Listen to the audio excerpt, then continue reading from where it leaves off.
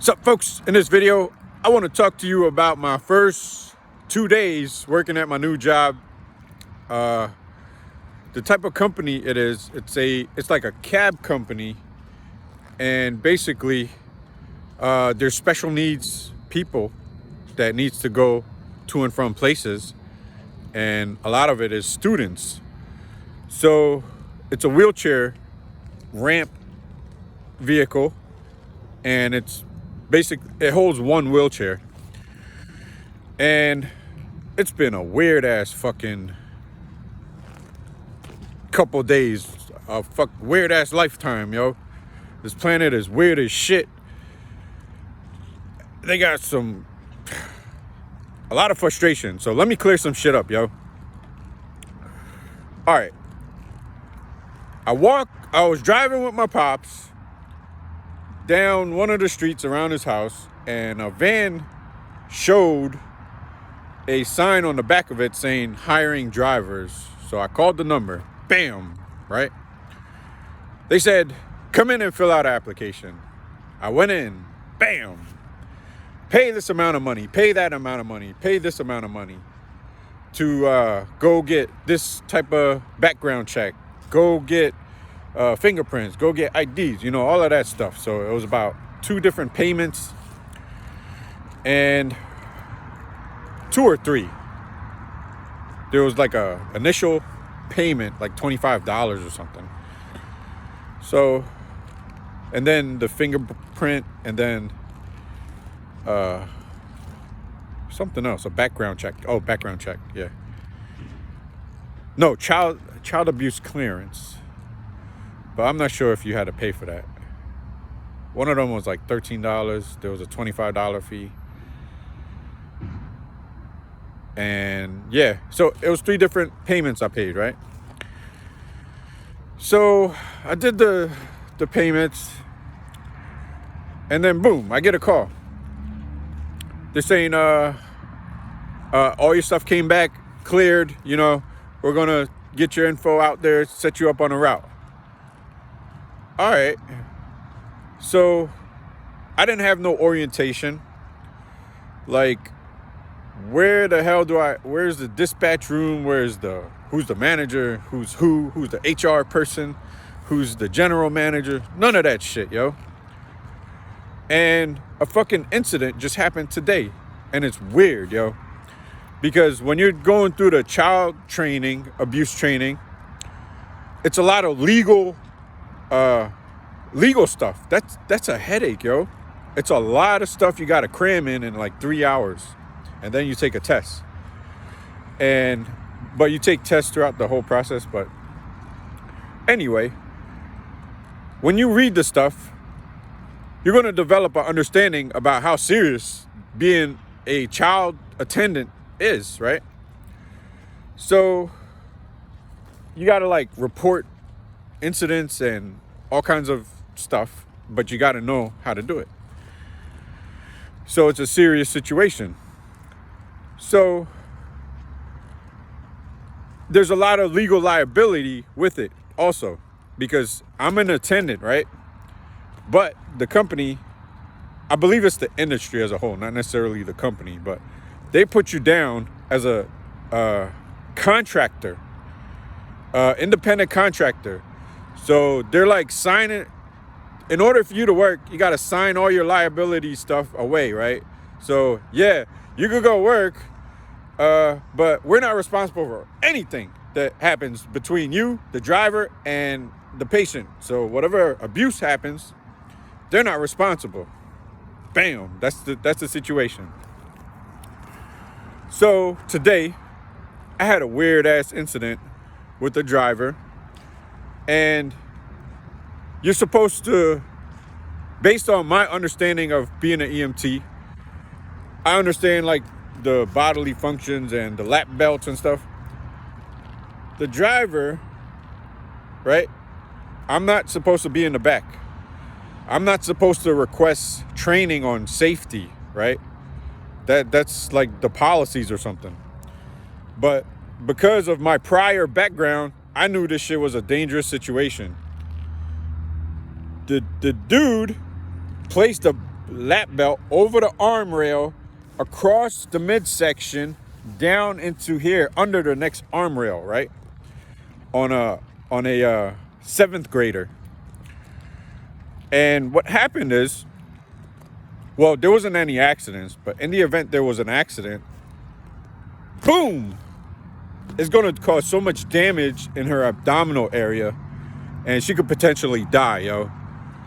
And the proper way to secure the seatbelt is to go under the rail, around the pelvic bone, under the next rail, and lock them in. So I didn't see the guy like while he was doing it, because I walked off to talk to someone else. It was a parking lot attendant. He was saying something about, there was a guy that said that, no, he witnessed a guy that didn't put on the straps on the wheelchair. And then the guy was like, yeah, I always do that.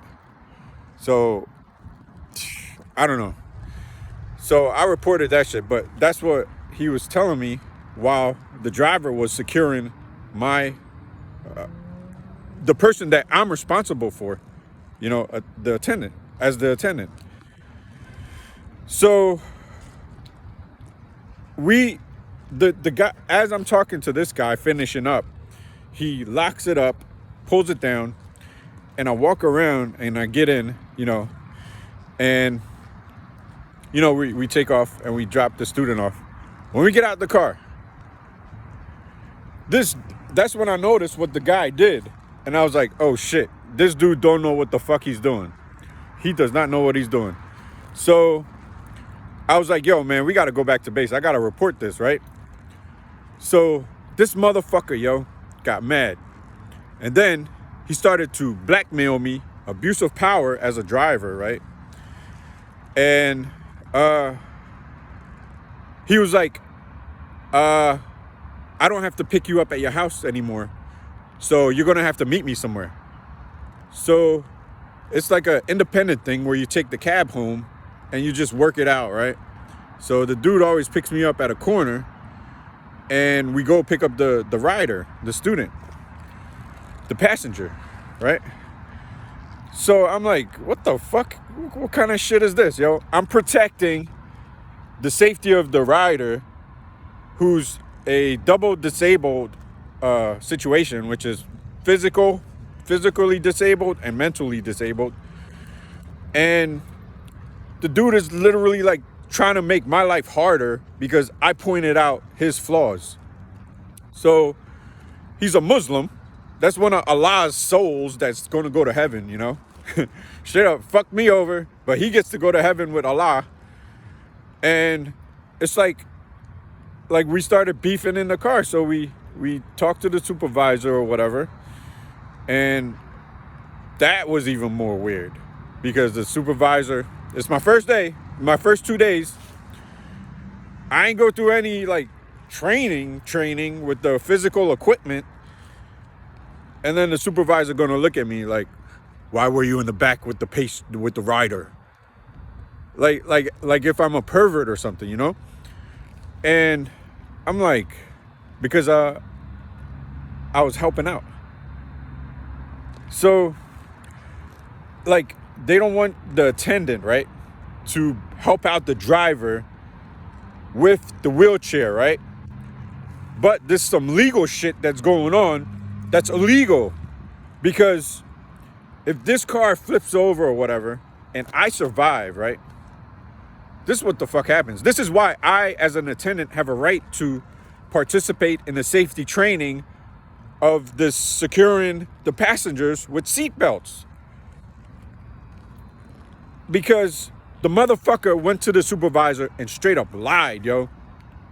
He went into the office and he was like, I'm having a problem with my attendant and I need a new attendant. So I'm like, yo, we just had an incident. Like after I came from the bathroom, I went into the office and they was like, what's going on? I was like, yeah, we just had an incident with the rider. And he was like, no, we did not. I'm like, what the fuck? Yes, we did. Yes, the fuck we did. And anyway, the supervisor comes out and he's like trying to it was the dumbest thing I've ever witnessed, yo. He's telling me like if I'm supposed to know what's going on when I ain't even received the damn training. They force you into this little ass 20 ass minute training with words and stuff. You can't memorize all that shit, and then they give you a test at the end.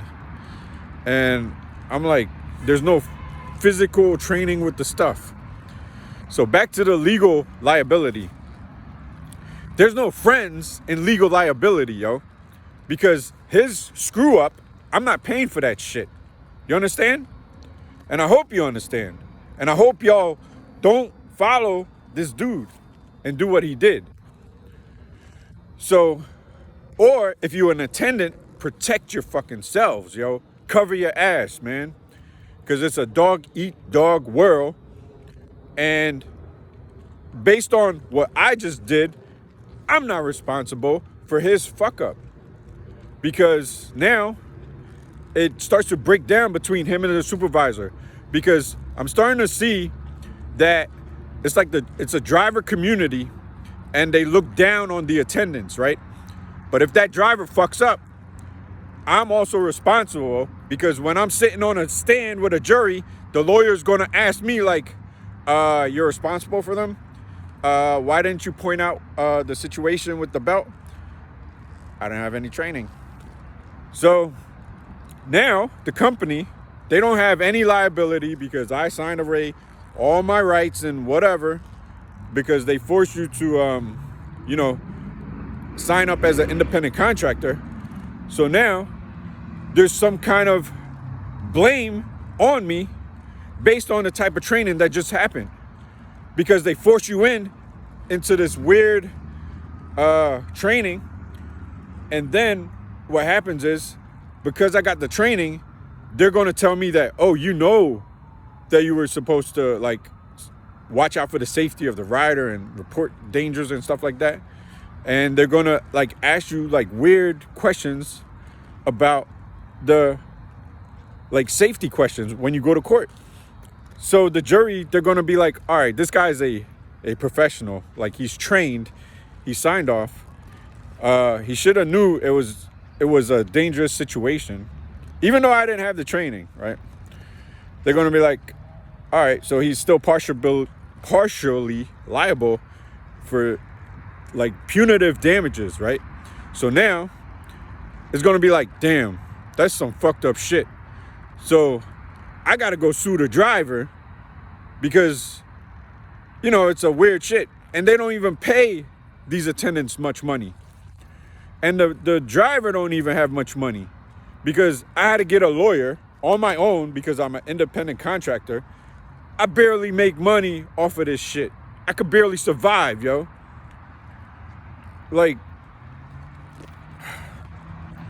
So the homeboy, the next thing he probably gonna do, because now I see he's shady and weird, he's gonna fuck with my money because they put him in charge of the route. So he's the driver, he's the boss, right? And they're he's gonna be like, oh, I forgot to put your name, I forgot to do this.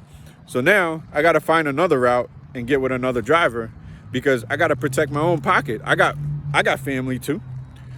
And what's weird is, when I was thinking about reporting this shit, your mind starts to race. And I'm like, yo, I just heard this guy's story. He got a family, he got kids, he got 3 kids, he got to feed them. And he heard my story.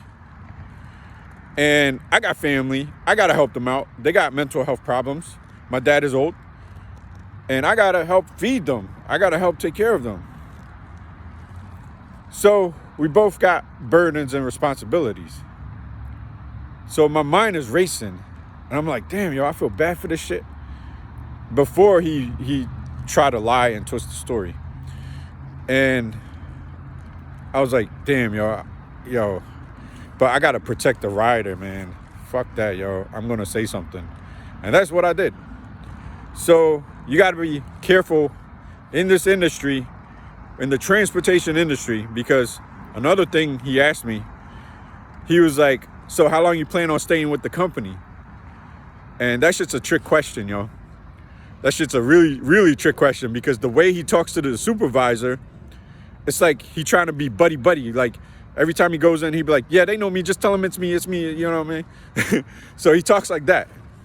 So in his mind, if I say I hate the company, he's going to be like, yeah, the rider is talking shit about the company. I mean, the attendant is talking shit about the company, and he doesn't plan on staying here long, and he doesn't, you know, he will do some shit like that. And that's one of Allah's little souls here on earth. So these motherfuckers shady, yo. And I'm glad I did the right thing. Always do the right thing. You got policies, procedures, you got legislation. Follow that shit, yo. Seriously, yo. It's gonna save you and your family. Because if I got sued, right? Some of my money is going to these people. And I can't even feed my family. So it's a fucked up situation, man. Anyway, my battery's dying. I ain't got no electricity. This motherfucker trying to like fuck with me. So it is what it is. Over out. Gotta go.